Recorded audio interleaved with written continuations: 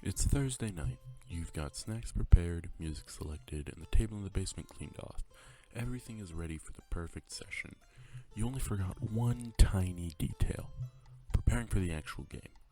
Now, I'm sure that this is something we've all experienced as DMs.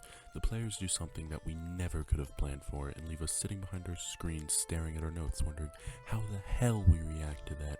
Or maybe you're just like me and spend all your session prep time world building or thinking of a villain's monologue that's still 7 levels away. Well, today I'm going to walk you through how I improvise when I'm running Dungeons & Dragons. The first step is you have to be willing to let yourself improvise. When I was a new DM, I would spend hours trying to come up with every possible outcome to every situation. I would easily spend 8 to 10 hours prepping for a 3-hour session, and my players still always thought of something I didn't count on. I was so afraid of improvising that I did everything in my power to avoid it. I limited myself to my notes, and I froze up when I had to stray from them. Remember, there's no reason that what you came up with last Tuesday is inherently any better than the ideas you have at the table.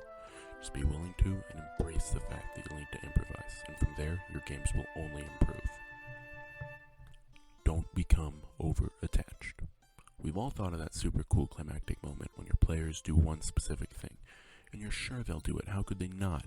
But when you get to the game table, they just don't. And you shouldn't force your players to follow exactly along your notes. Any moment you have planned needs to happen naturally, because if it feels forced, it can completely ruin the flow of your game. You need to be willing to kill your darlings and move along for the sake of the game and the story.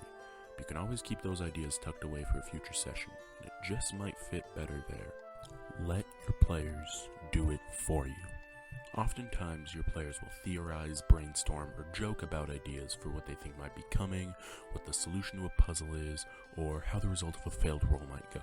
If a player says something you think is cooler than what you had, or if you haven't come up with anything yet, just steal it from them. Not only does it make your life easier, but it'll make that player feel really smart, and it'll almost certainly be the highlight of their night. And finally, the one I find myself using most often with the best results. What would be fun for me?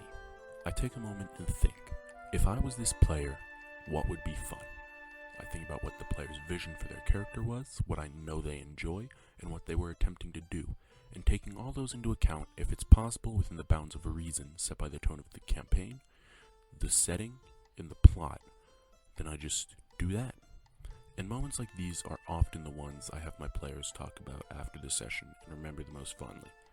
Keep in mind that at the end of the day, D&D is a game. We're here to have fun. And for me as a DM, I have fun when my players are having fun.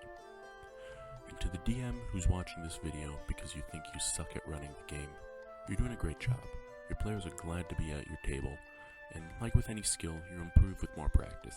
So keep at it, have fun, get out there, and roll some dice.